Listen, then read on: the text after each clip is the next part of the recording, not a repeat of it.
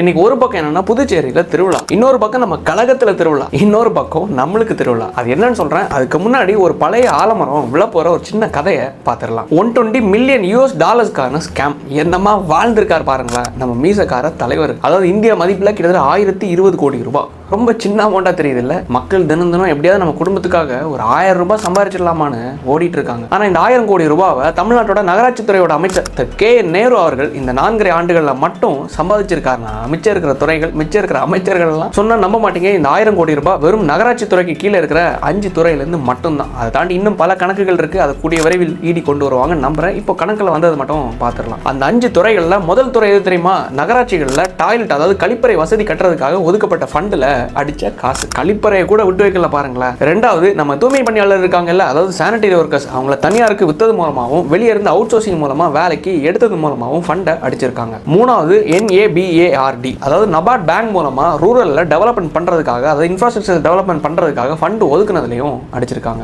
ஏற்கனவே நம்ம தமிழ்நாடு கடனுக்கு மேல கடன் வாங்கி மூழ்கி இருக்கு. அதுக்கு மேலேயும் கடன் வாங்கி ப்ராஜெக்ட் பண்ணி தமிழ்நாட்டை வளர்க்கலான்னு சொல்லிட்டு ஒரு ப்ராஜெக்டை போட்டா அதுலயும் ஒருத்தன் பணம் அடிக்கிறாங்கன்னா ஈவி இறக்க எந்த அளவு இருக்குன்னு பாருங்களேன். 4வது மற்றும் 5வது ப்ராஜெக்ட் என்ன தெரியுமா? ஏரிகளை சுத்தம் செய்யற ப்ராஜெக்ட், அதாவது தூர் வார ப்ராஜெக்ட், நகராட்சிக்குள்ள இருக்கிற ஊர்களில் ரோடு போடுற ப்ராஜெக்ட், தண்ணி சப்ளை பண்ற ப்ராஜெக்ட், எல்லா கவர்மெண்ட் ப்ராஜெக்ட்களையும் கட்சி நிதி என்கிற பேர்ல ஒவ்வொரு கான்ட்ராக்டர்ஸ் கிட்ட இருந்தும் கமிஷன் வாங்கியிருக்காங்க. அது 1% இல்ல 2% இருந்தா கூட பரவாயில்ல, ஏத்துக்கலாம். ஆனா 10% 20% வாங்கும்போது ஒவ்வொரு ப்ராஜெக்டோட குவாலிட்டியும் எப்படி சார் இருக்கும்? 1 கோடி ரூபாய் ப்ராஜெக்ட்டுக்கு 10 லட்சம் 20 லட்சம் கமிஷன் வாங்கினா ரோடு எந்த லட்சணத்துல இருக்கும்? இந்த லட்சணத்துல தான் இருக்கும். நம்ம பணத்தை வாங்கிட்டு ஓட்டு போட்டோம், அது மூலமா அவங்க அறுவடை பண்ணி நல்ல லேண்ட் க்ரூசர் காரை வெளிநாட்டுல இருந்து இம்போர்ட் பண்ணி ஜாலியா சுத்திட்டு இருக்காங்க. ஆனா நம்ம 1000 ஓட்டுக்கு வாங்கிட்டு 4000 கோடி என்னாச்சு சார், 4000 கோடி என்னாச்சு சார்னு மீம்ஸ் போட்டுட்டோம், ஹேஷ்டேக்ஸ் போட்டுட்டோம், ஸ்டேட்டஸ் வச்சுட்டோம், சுத்திட்டு இருக்கோம். எதுல? போட்ல. நம்ம மக்களோட நிலைமையை நினைச்சு சிரிக்கிறதா இல்ல வருத்தப்படுறதான்னு எனக்கு தெரியல. சரி, ஏதோ வறுமையினால ஓட்டு போடுறேன்னு சொல்லி பணத்தை வாங்கிட்டீங்க, சரி, அந்த நபருக்கு தான் ஓட்டு போடணும்னு ஏதாவது கட்டாயம் இருக்கா என்ன? சாமி கண்ணை குத்திரோன்னு பயமா சார்? மக்களோட பயத்தை அடிச்சு கிட்னியை திருடி 1000 கோடி 2000 கோடி சம்பாரிச்சு பயம் இல்லாம ஒருத்தர் சுத்திட்டு இருக்கும்போது